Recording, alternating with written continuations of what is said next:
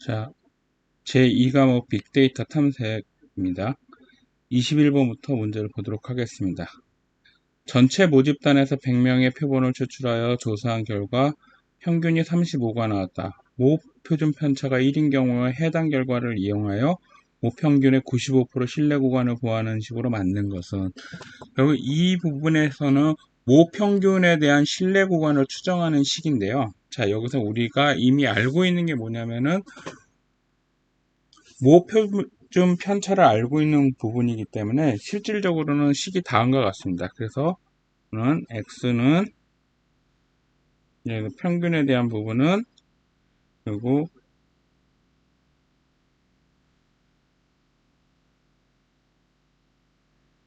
루트 n이고, 그 다음에 u는 역시 마찬가지죠. x 바에 플러스에 z에 분의 2에 시그마의 루트 n분의.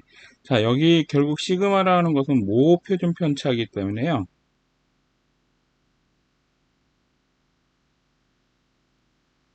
모집단에 대한. 자, 여기서 우리가 알 수 있는 것에 대해서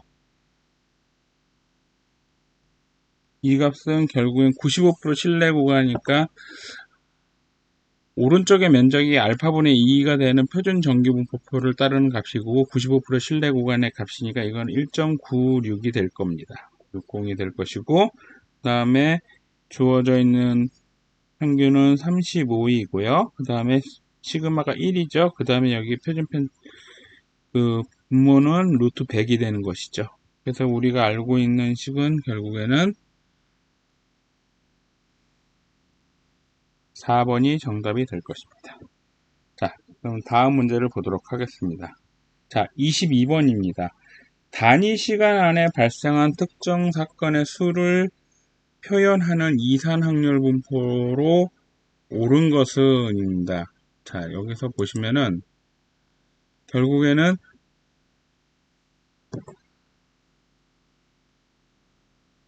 단위 시간 안에 발생한 특정 사건의 수를 표현하는 것은 우리가 알고 있는 것은 뭐가 있을까요? 바로 포화성 분포죠. 포화성 분포입니다.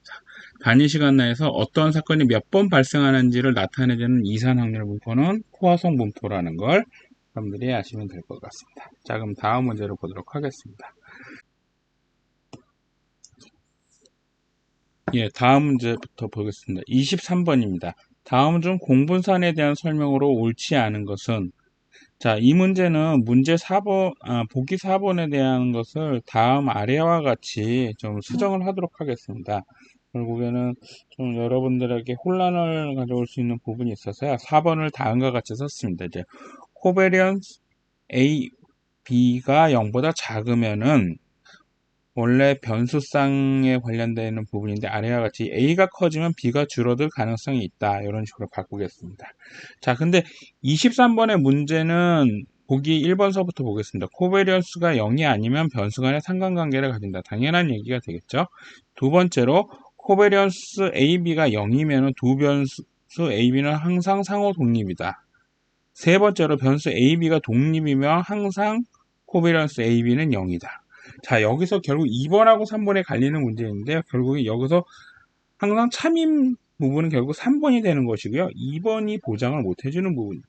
그래서 코베리언스가 0이라고 해가지고 두 변수가 항상 상호 독립이라고 얘기를 할 수는 없다라는 거죠. 변수 AB가 만약에 독립이라고 하면 항상 코베리언스가 0이라고 얘기하는 것은 보장이 되지만요. 그 다음에 4번의 경우에는 결국 코베리언스라는 자체가 어떤 상관성을 나타내주는 통계량이기 때문에 실제로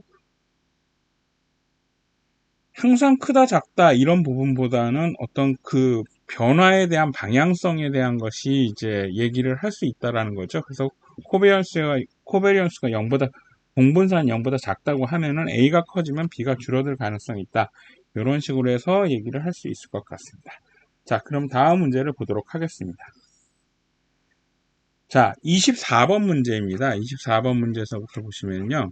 24번은 다이어트를 위한 신약이 개발이 되었다. 임의로 추출된 20명의 사람에게 체중 감량 약을 투여한 후에 약의 전후 효과를 비교하고자 하였다. 약 투여 투여를 한 후에 체중이 줄어들었는지 검증하기 위한 분포로 옳은 것은 무엇이냐, 이것에 대한 부분이거든요.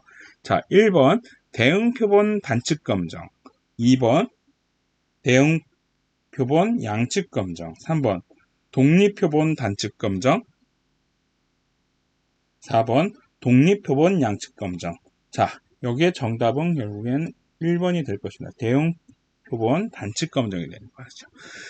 대응표본은 동일한 개체 또는 그룹에 대해서 두 가지 조건을 비교하는 경우에 사용됩니다. 이 경우에는 같은 사람에게 약을 투여하기 전과 후에 체중을 비교하고자 하는 부분으로서요, 결국 대응표본 분석이 적절하다고 볼 수 있습니다. 또한 문제에서 약 투여 후 체중이 줄었는지를 검증하기를 요구하고 있음으로써 단측 검정을 사용을 해야 됩니다. 단측 검정은 가설을 설정할 때 대립가설, 즉 약 투여 후 체중이 감소했다에 한 방향성을 고려하여 검정을 할 수밖에 없는 것이죠. 그래서 따라서 대응표본 단측 검정을 선택을 해야 되는 것이 맞을 겁니다. 자, 다음 문제를 보도록 하겠습니다. 자, 25번입니다.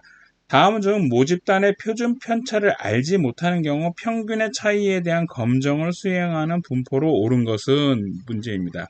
자, 이 부분의 경우에는요, 결국 우리가 여기서 키가 되는 것은 결국에는 모집단의 표준 편차를 모른다고 하는 부분이 키가 되는 거죠. 결국 모집단의 표준 편차를 모르는 경우에는 대부분 사용하는 게 T분포로 사용할 수밖에 없다는 거죠. 자, 그리고 T분포로 사용하게 되는 경우가 되는 것이고, 결국 샘플링에 되어 있는 숫자에 대해서 자유도는 n-1의 형태가 되는 것이죠. 그래서 25번의 정답은 바로 4번이 되는 것입니다.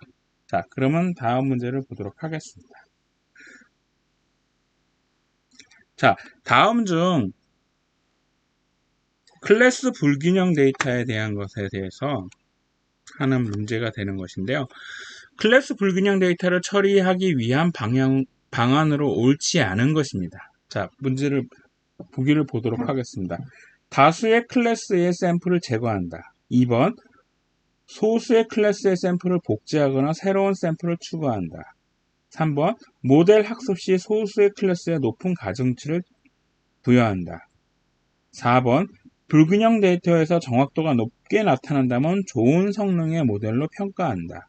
자, 결국엔 불균형 데이터에 관련되어 있는 내용으로 볼 수 있는 것인데, 여기서 방안으로서 옳지 않은 것은 결국에는 4번이 됩니다.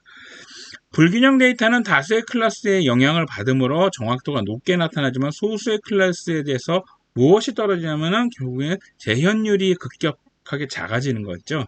그래서 26번의 문제에 나온 것에 대해서 각각의 보기를 보면 1번은 결국에는 데이터의 불균형에서 처리의 방법에서 1번은 언더샘플링에 관련되어 있는 방법이고요. 2번은 오버샘플링에 관련되어 있는 방법입니다. 3번은 결국 가중치 균형법이라는 방법으로서 소수의 클래스에 높은 가중치를 부여하는 방법으로서 데이터 불균형에 대한 부분에 대한 처리에 대한 내용이 될 수 있습니다. 자, 그러면 다음 문제를 보도록 하겠습니다. 자, 27번인데요. 아래와 같이 분포하는 산점도에 대해서 피어슨 상관관계로 옳은 것은 되는 것이죠. 실제로 이러한 문제들은 결국 상관관계에 대한 대략적인 여러분들의 방향성을 보고 상관관계가 어떤 값에 위치하고 있을지를 나타내는 문제가 되는 것인데요. 결국엔 이 부분은 결국 상관관계가 음의 상관관계를 얘가 강하게 나타나는 형태를 얘기를 할 수 있는 부분이 될 것이고요. 그리고 이렇게 됐었을 때 정답은 결국에는 음의 상관관계가 강하게 나타나는 부분이니까 정답은 여러분들이 보시다시피 보기 1번이 될 것입니다. 결국 피어슨 상관계수는 두 변수 간의 선형적인 관계를 강도와 방향으로 측정하는 통계적 지표니까요. 결국에는 양의 상관관계를 가진다고 하면은 거의 1이면은 이런 식이 되는 것이고요. 1에 가까울 경우에는 이런 형태가 되는 것이죠. 그 다음에 이제 마이너스 1에 가까운 관계, 그 다음에 마이너스 1의 관계, 그 다음에 이제 나머지들은 이제 결국 상관관계가 없는 경우, 뭐 이런 경우들을 얘기를 할 수 있는 경우가 되는 것이죠. 자, 그래서 그 27번의 정답은 1번이 되는 것을 말씀드릴 수가 있었습니다. 자, 그러면 다음 문제를 보도록 하겠습니다.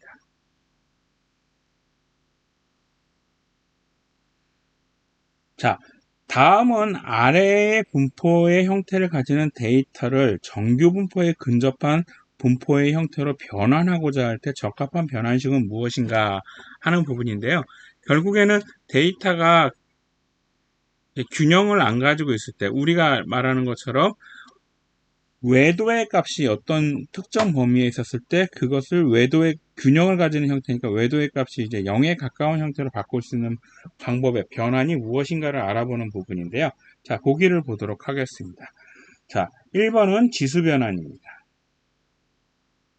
2번은 민맥스 변환, 3번은 제곱 변환, 4번은 로그 변환입니다.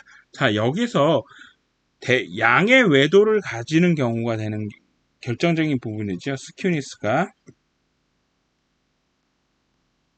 0보다 큰 경우에 되니까 이런 경우에 대해서는 결국 로그 변환 또는 제곱근 변환, 역수 변환 같은 경우가 결국에는 양의 외도를 가지는 경우에 정규 분포화 할 수 있는 거죠. 로그 변환, 그 다음에 역수 변환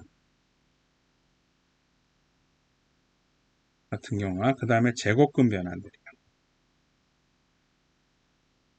실제로 여러분 보기에서 결국에는 정답이 4번이 되는 것입니다.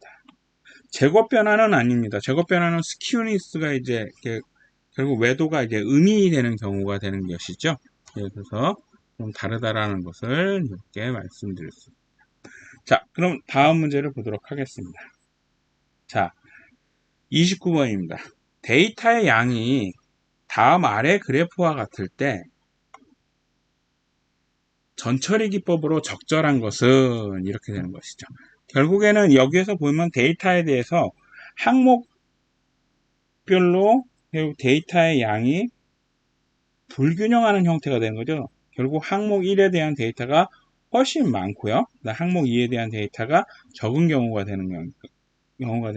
이거는 결국 뭐냐면은 데이터에 대한 불균형에 의해 가지고 클래스 불균형이 일어났기 때문에 결국에는 그 불균형을 처리를 하는 방법이 전처리로서 필요한 부분이 되는 것이죠. 그래서 바로 2번, 보기 2번 클래스 불균형 처리가 된다. 이렇게 여러분께 말씀드릴 수 있을 것 같습니다. 자, 그럼 다음 문제를 보도록 하겠습니다. 자,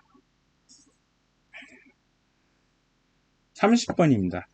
다음 데이터 변환 기술에 대한 설명으로 옳지 않은 것은입니다. 그래서 보기를 각각 보도록 하겠습니다. 1번, 집계는 데이터를 요약하거나 그룹화하여 통계적 정보를 얻는 과정이다. 2번, 평활화는 분산과 표준 편차 등을 이용하여 데이터의 특성을 파악한다. 3번, 정규화는 데이터를 일정 범위 내로 조정하여 상대적 크기를 제거하고 데이터를 표준화하는 작업이다. 4번, 일반화는 데이터 변환 과정에서 데이터의 일반적인 특성이나 패턴을 추출하는 작업을 의미한다. 여기서 설명이 올바르지 않은 것은, 적절하지 않은 것은 바로 2번입니다. 실제로 평화라는 데이터의 변동을 줄이고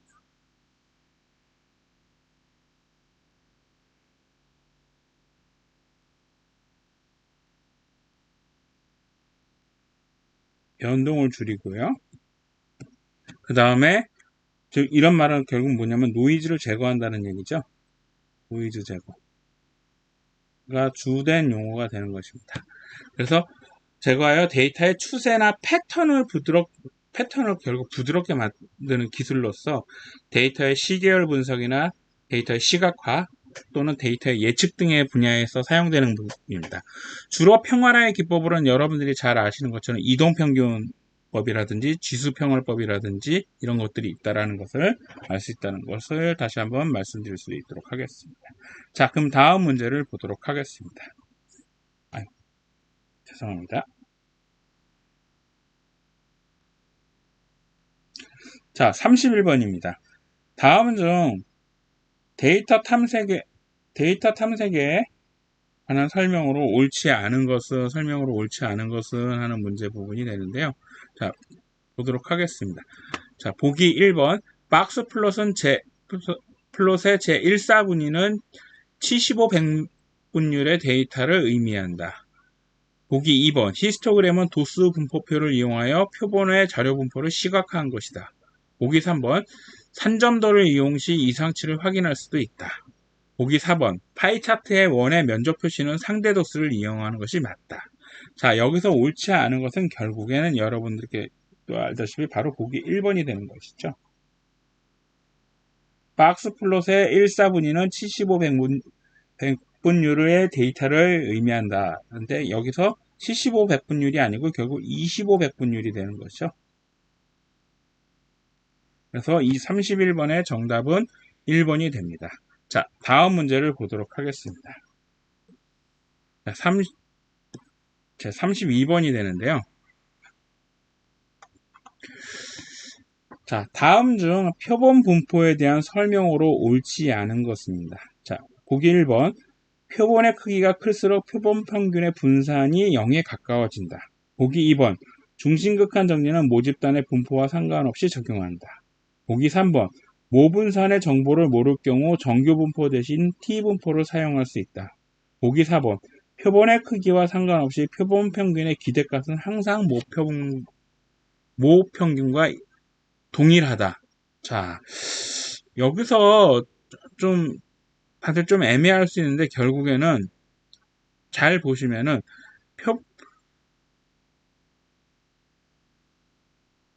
하나둘씩 좀 따져보는 게 필요할 것 같습니다. 그래서 1번부터 보기 1번부터 보면요. 표본의 크기가 클수록 표본의 평균의 분산이 작아지는 것은 맞습니다. 그래서 이는 중심극한 정리에 의해서 표본 평균의 분산이 모분산에 수렴하기 때문이다. 따라서 표본의 크기가 클수록 표본 평균의 분산은 0에 가까워진다고 볼 수 있다는 거죠. 자, 두 번째로 중심극한의 정리는 모집단의 분포와 상관없이 적용될 수 있습니다. 중심극한의 정리는 모집단이 어떠한 분포를 따르더라도 충분한 크기의 표본 평균은 항상 정규 분포에 근소한다는 것을 의미할 수 있다는 것이죠. 자, 그 다음에 모분산의 정보를 모를 경우에는 당연히 표본 평균의 분포에 대해서 추론을 하기 위해서 T분포를 사용할 수 있다. 그래서 T분포는 표본의 크기가 작거나 모분산을 알지 못할 때 사용되며 표본의 크기에 따라서 형태가 변화한다. 이렇게 볼 수 있다는 거죠. 따라서 옳지 않은 설명은 4번이 됩니다. 표본의 크기가 커질수록 표본 평균은 모평균에 수렴하지만 표본의 크기와 상관없이 표본 평균의 기대값은 항상 모평균과 동일하지는 않다라는 거죠. 그래서 32번에 옳지 않은 것은 바로 4번이 된다고 볼 수 있는 것입니다. 자, 다음 문제를 보도록 하겠습니다. 자, 33번이 되는데요. 다음 중 인코딩 기법에 대한 설명으로 옳지 않은 것은 자, 보기 1번. 원핫 인코딩을 적용하면 스파스, 드문 희박한 데이터가 된다. 보기 2번. 타겟 인코딩은 종속 변수 값들의 표준 편차를 활용한다. 보기 3번. 레이블 인코딩은 각 범주를 숫자에 대치시킨다. 보기 4번. 원핫 인코딩을 적용할 때보다 바이너리 인코딩을 적용할 때 모델의 학습 속도가 빠르다. 자, 여기서 설명으로 옳지 않은 것은 먼저 정답을 여러분께 말씀드리면 바로 2번이 됩니다. 타겟 인코딩은 종속 변수를 활용을 해가지고 범주형 특성을 인코딩하는 기법입니다. 주로 분류 문제에서 사용되며 각 범주에 대한 종속 변수의 평균값을 인코딩으로 사용합니다. 표준 편차는 종속 변수랑 관련 없는 데이터 분포의 특성을 나타내는 지표이므로 타겟 인코딩에는 사용하지 않는다. 이것을 거죠. 그래서 여기는 표준 편차를 활용한다라는 말 이 자체가 결국엔 틀린 거라는 걸 여러분께 말씀드릴 수 있을 것 같습니다. 자, 그러면 다음 문제를 보도록 하겠습니다. 34번이 되는 것인데요. 자, 아래 표는 4개 변수 간의 피어슨 상관계수 산출 결과이다. 피어슨 상관계수를 기반하여 변수를 제거하는 경우 중복되어 변수를 제거하는 경우로 옳은 것은 이 부분이 되는 거죠. 자, 실제로 피어슨 상관계수에 대한 형태를 보고 중복 변수로서 제거하는 경우라고 하는 것은 결국 뭐냐, 변수 간의 상관계수가 높은 것들이라는 거죠. 결국 변수 간의 상관계수가 높다라는 의미는 결국 중복 데이터의 가능성이 높다라는 것, 같은 성질을 나타내는 것들이 있기 때문에 어느 하나만 써도 된다, 이런 의미로 여러분께 접근을 할 수 있다는 걸 먼저 말씀드릴 수 있습니다. 그래서 보기를 차례로 보도록 하겠습니다. 보기 1번은 x1 또는 x4를 제거, 보기 2번 x2 또는 x3를 제거, 보기 3번 x1 또는 x3를 제거, 보기 4번 제거할 수 있는 변수 없음이라고 되어 있는데, 실제로 여러분들이 보시면은 이 피어슨 상관계수에서 보면 x1과 x3 사이의 상관계수가 결국 상당히 높은 것을 볼 수 있는 거죠. 결국엔 이 두 변수가 결국에는 높은 변수를 선택해서 제거를 한다고 했었으니까 결국 34번에서는 3번이 정답이 되는 거죠. 그래서 상관계수가 높기 때문에 제거할 수 있는 후보가 될 수 있다는 것을 여러분께 말씀드릴 수 있을 것 같습니다. 자, 그러면 다음 문제를 보도록 하겠습니다.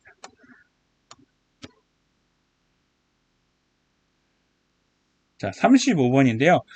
자, 특정 지역의 소득 분포를 조사하였더니 아래 그림과 같은 분포를 가진다. 일부 응답값이 누락이 되어 대치를 하는 경우 대표값으로 오른 것은 하는 문제가 되는 것인데요. 자, 보기를 보도록 하겠습니다. 1번은 평균값, 2번은 최빈값, 3번은 표준편차, 4번은 중앙값.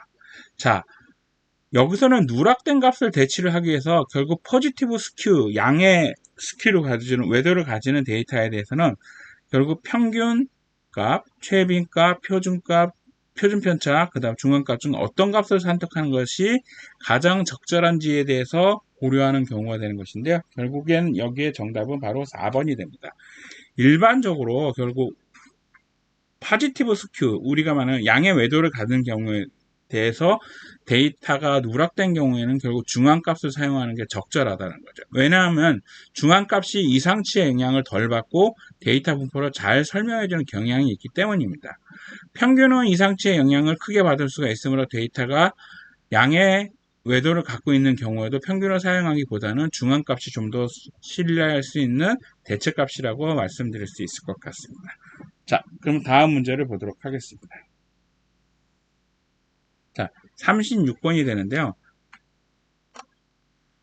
자, 정규 분포를 다루는 확률 분포 하에서 모집단으로부터 크기가 4인 확률 변수를 추출한다. 여기서 x1, x2, x3, x4에 대한 설명으로 옳지 않은 것은 하는 문제인데요. 자, 보기를 보도록 하겠습니다. 확률 변수 x1, x2는 서로 종속이다. 보기 2번, 추출된 표본은 정규 분포를 따른다. 보기 3번, 표본 표준 편차는 모 표준 편차를 2로 나눈 값이 돼. 보기 4번, 표본의 크기를 늘리면 표본의 평균은 모집단의 평균에 가까워진다. 여기서 옳지 않은 것은 바로 1번이 됩니다.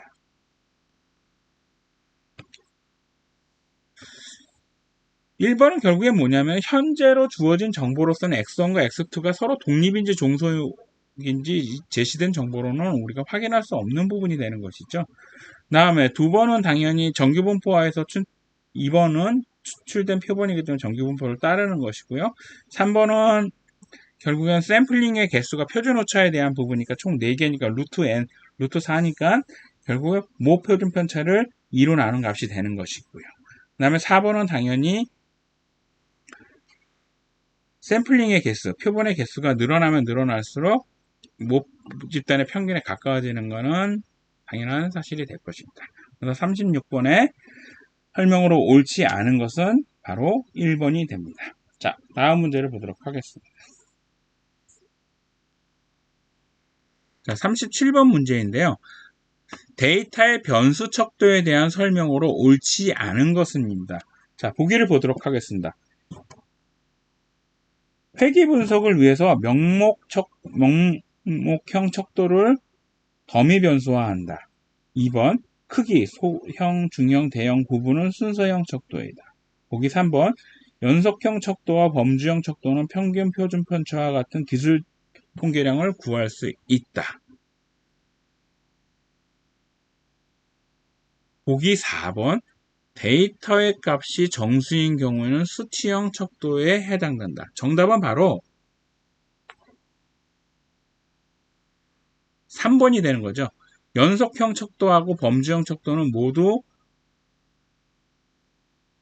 평균 표준 편차와 같은 기술 통계량을 구할 수 있다. 이 부분이 결국 틀린 답이 될 것입니다. 연속형 척도는 숫자로 표현이 되는 거니까 어떤 간격과 비율 척도에 관련된 것을 가지는 변수인 거죠. 이러한 변수는 평균이나 표준 편차와 같은 기술 통계량을 구하기가 용이하죠. 그래서 연속형 변수인 키, 몸무게 같은 경우들이라든지 이런 경우가 평균이나 표준 편차를 계산해 가지고 변수의 대표적인 특성을 파악할 수 있는 경우가 되는 거죠. 근데 범주형 척도를 가지고는 결국에는 범주형 척도는 명목형 척도와 순서형 척도로 구분이 되는데, 명목은 결국 어떤 명칭이나 카테고리로 구분이 되는 것이죠. 그래서 각 카테고리가 안에는 계량적인 순서나 그런 계량적인 의미, 크기에 대한 의미가 없다라는 거죠. 그래서 명목형 변수는 평균이나 표준 편차와 같은 연속형 변수에 적용되는 기술 통계량을 구해봐야 구할 수도 없는 거죠. 그렇기 때문에 37번에 옳지 않은 정답은 보기 3번이 되는 것입니다. 자, 다음 문제를 보도록 하겠습니다. 자, 다음 그림이 나타내는 시각화 기법은 무엇인가? 라는 문제가 되는 것인데요. 자, 보기를 보도록 하겠습니다. 1번 히스토그램, 2번 매핑, 죄송합니다. 3번 파이 차트, 4번 산점도. 자, 여기서 38번의 정답은 바로 4번이 되는 것이죠. 산점도에 대한 부분, 스캐터 플롯을 나타내는 부분인 것입니다.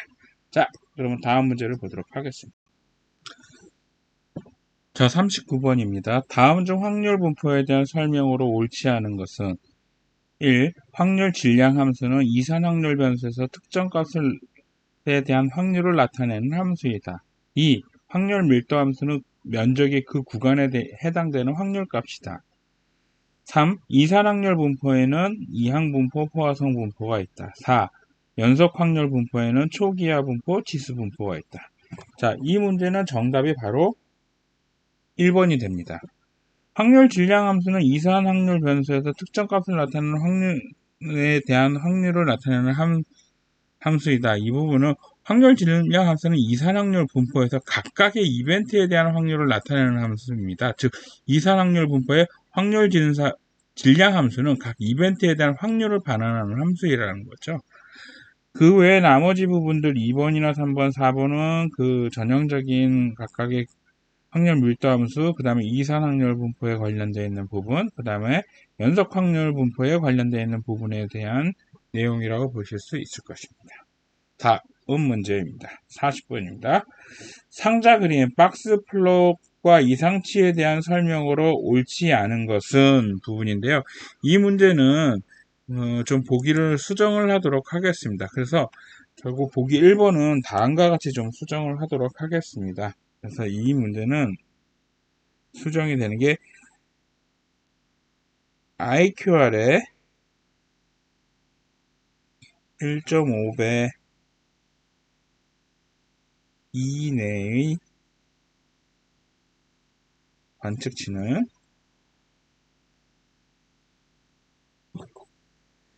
이상치가